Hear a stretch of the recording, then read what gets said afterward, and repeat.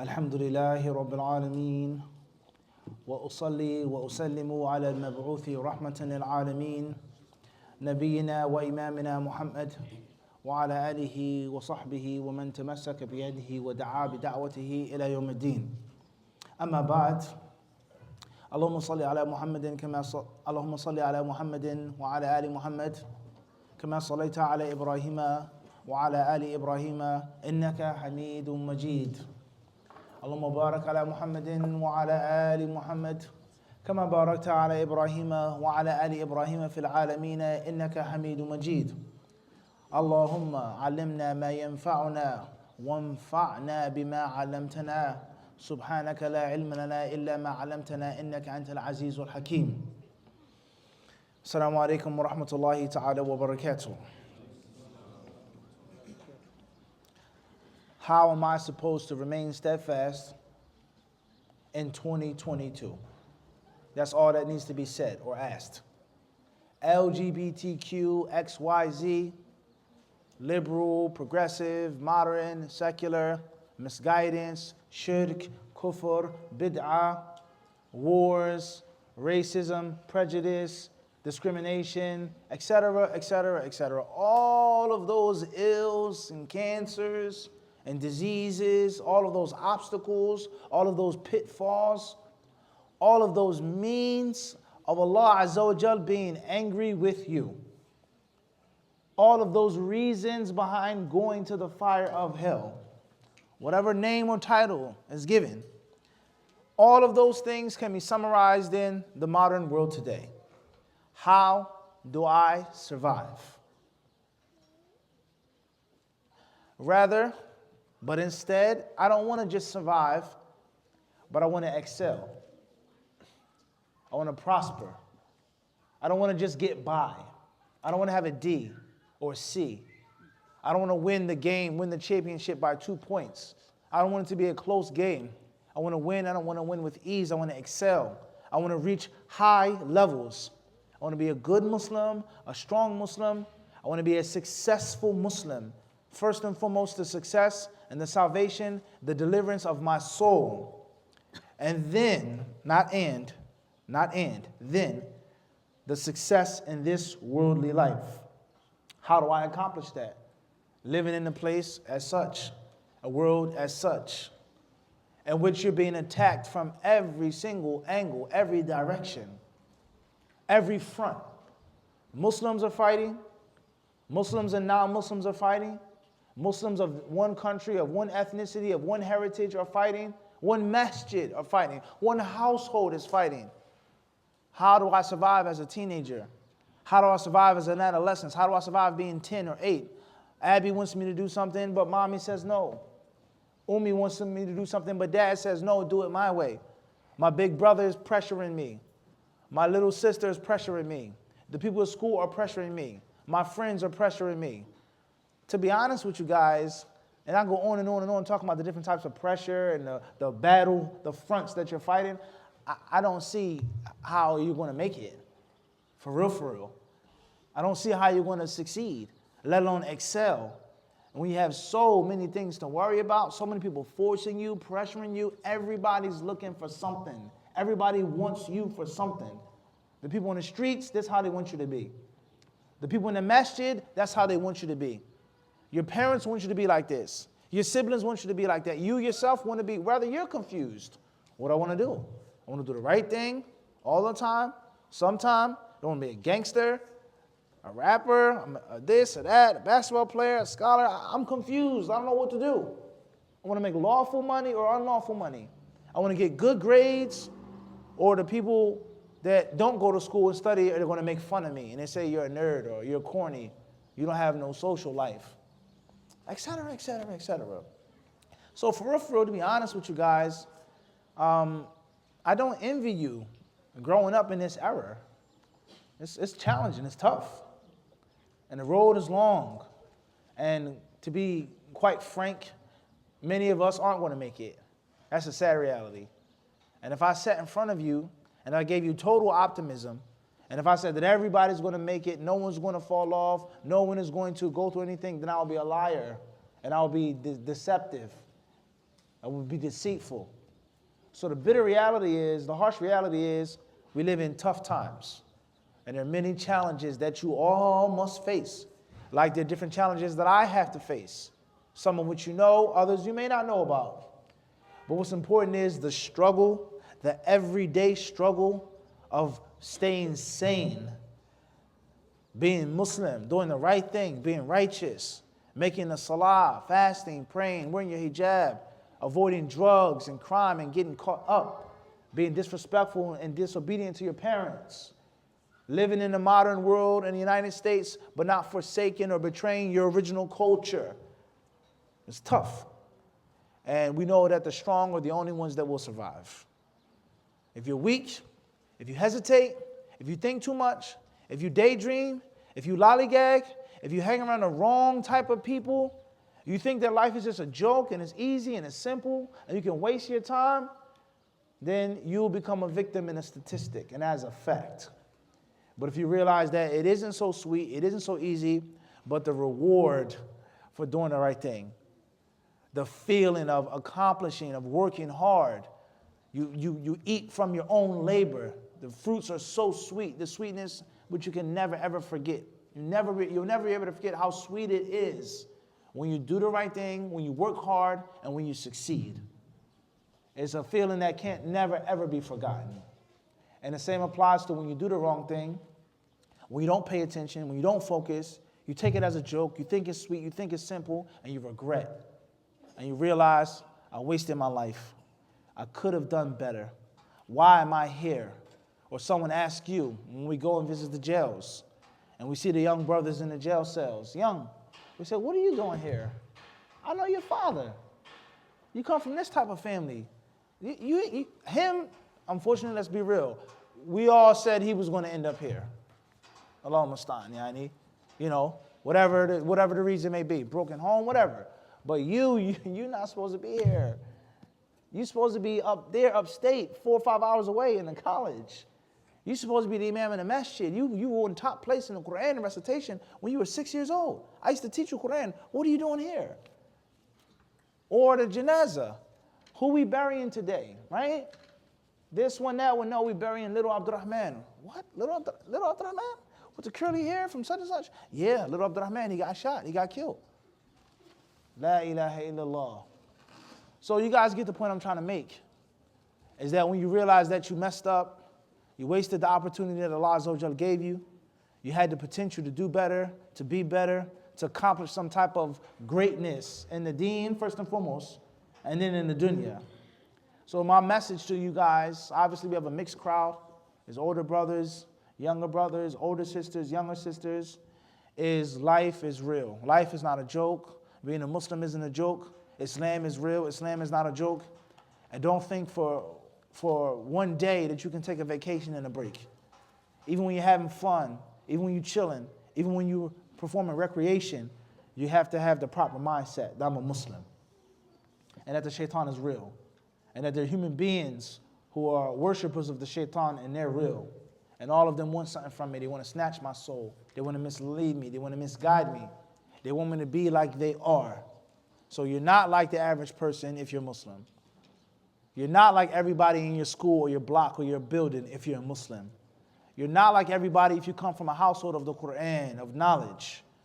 Right? And this is one of the main reasons why many young Muslims go astray, because they want to be normal. They want to fit in. They want to be cool. They want to be accepted. They want to be loved. Or the pressure is just too strong and they can't bear it. And then they become a victim and then they become a statistic. So how do I remain firm in a non-Muslim country?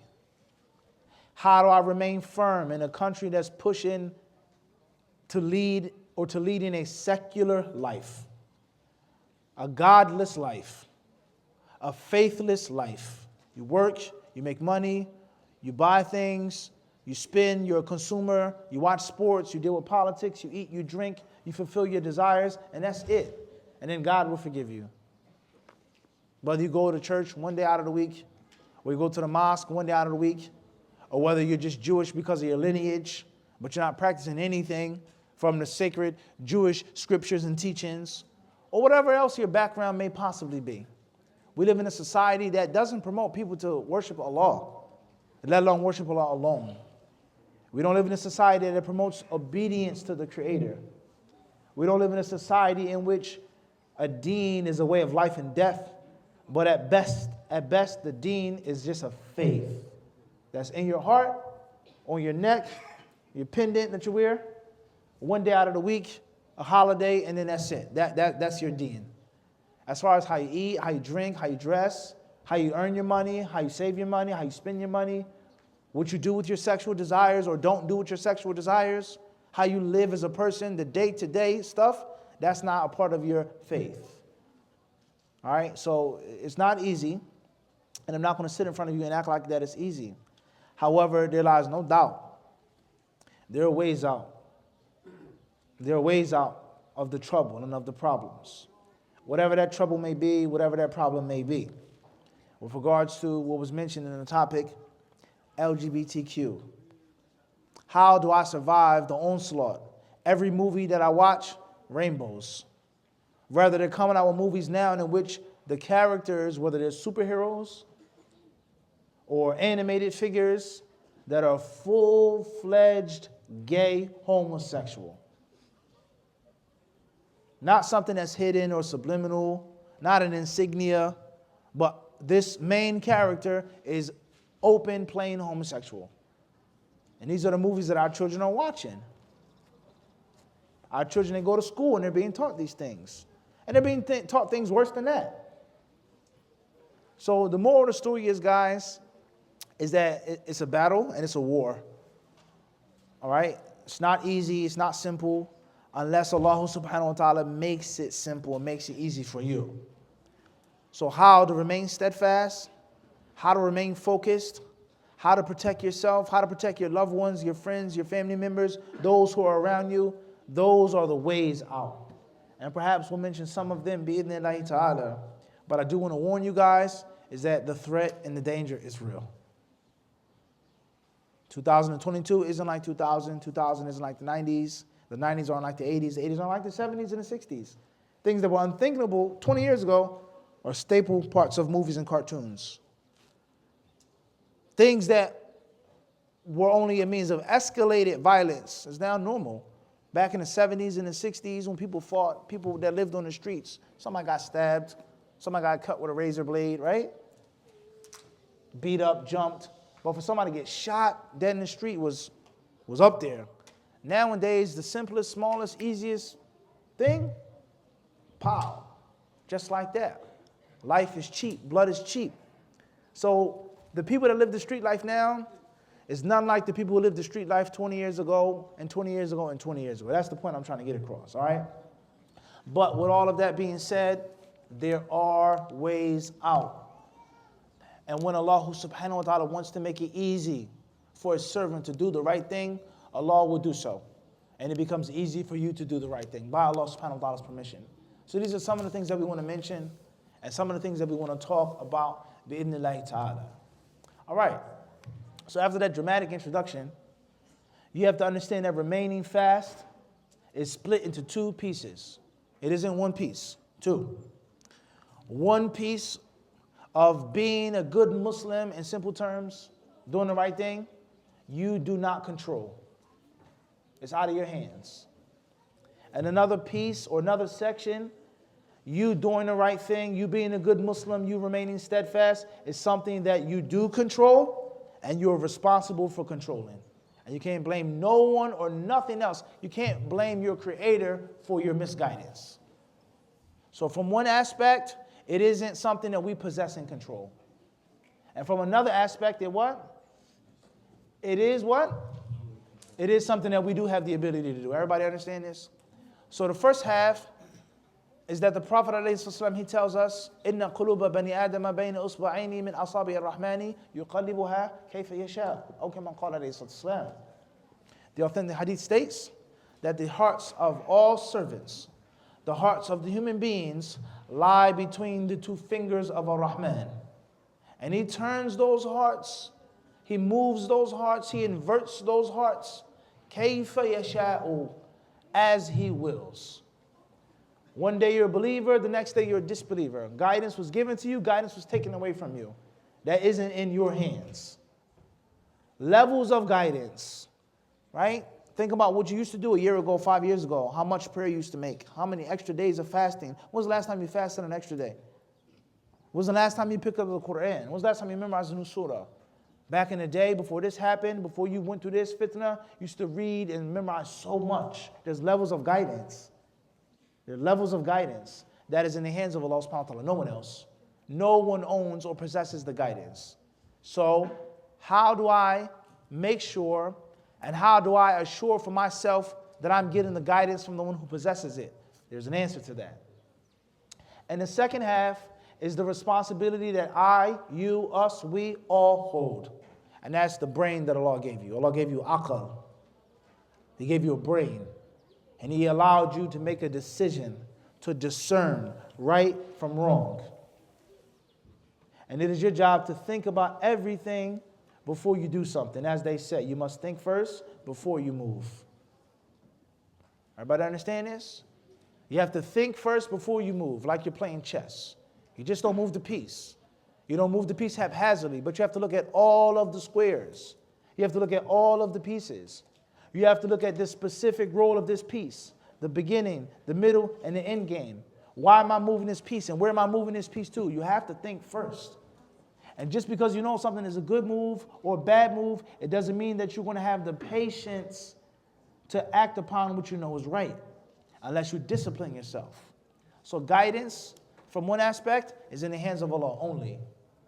Firmness, thabat, remaining firm, from one aspect, is something that only Allah possesses, only Allah owns, only Allah gives and takes.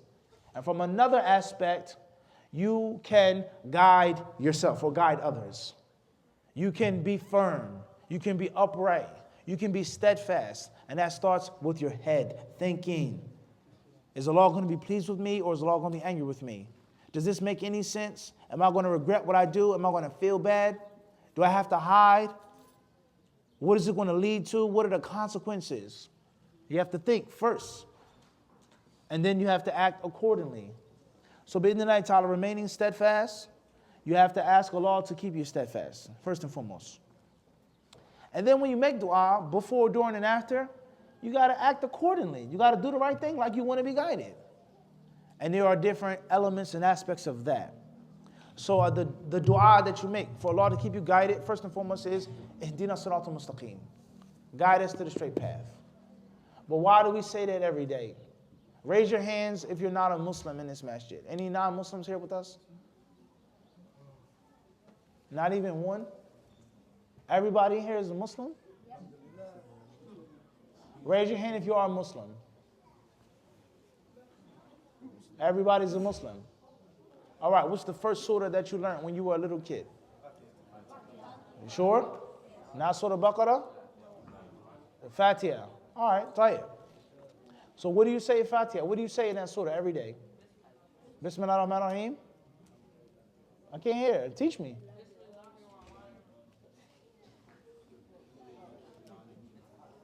I'm listening now. Come on, raise your voice. Maliki yawmiddin? Iyyaka na'budu? What does that mean? Ihdina siratal mustaqim. What does that mean? Huh? Wow, we got a problem. Oh Allah, guide us to the straight path.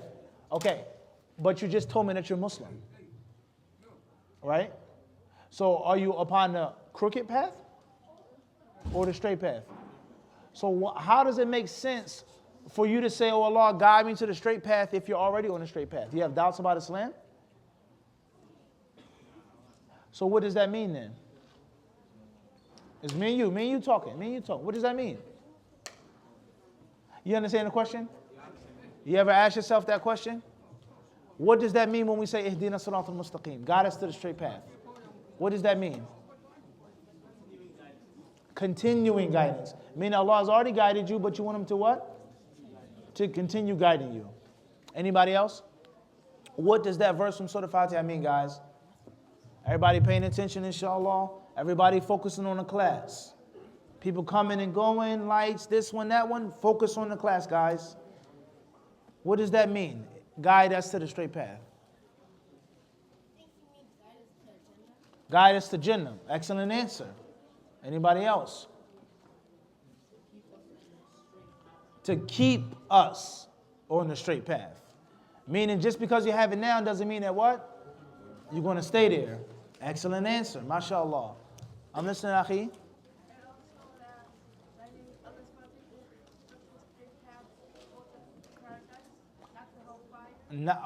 Not the hellfire. All right? This is where I want to go. This is where I don't want to go. Excellent answer. Anybody else? Guide us to the right path. Okay, but what does that mean? What's meant by that? Just because you're on the right path for like 1 year, it doesn't mean that the next year you'll always be on the same path. Allahu Akbar.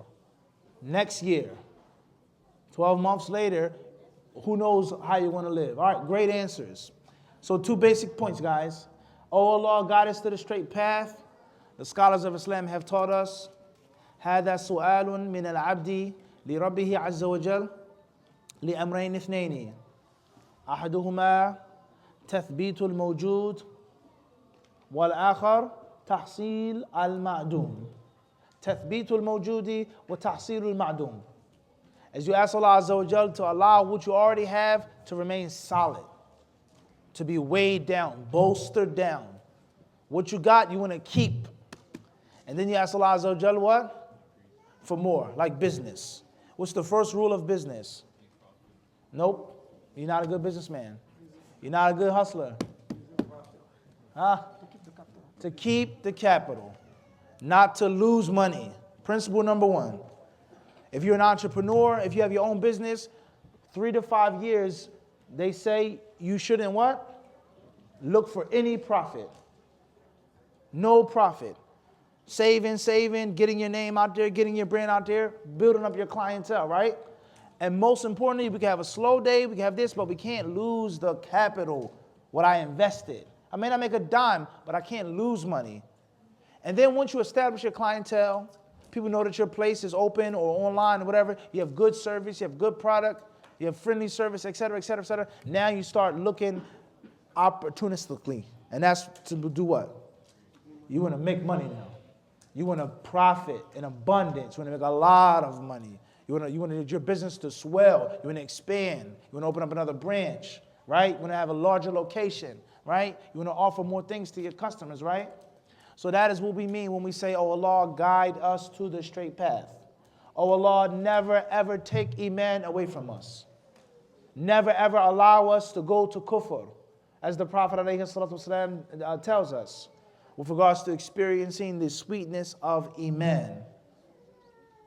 3 things. If you have within you, you will find the sweetness of Iman. وَجَدَ بِهِنَّ حَلَاوَةَ الْإِيمَانِ. And from that, وَأَنْ يَكْرَهَ أَنْ يَعُودَ فِي الْكُفْرِ كَمَا يَكْرَهُ أَنْ يُقَذَفَ فِي النَّارِ.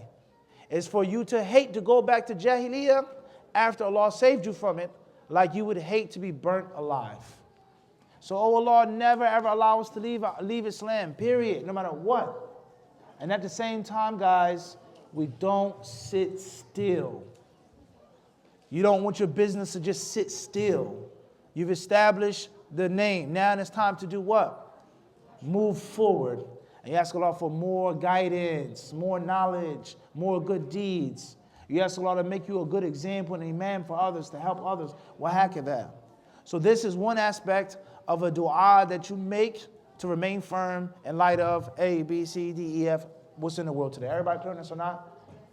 That's in the prayer, standing up.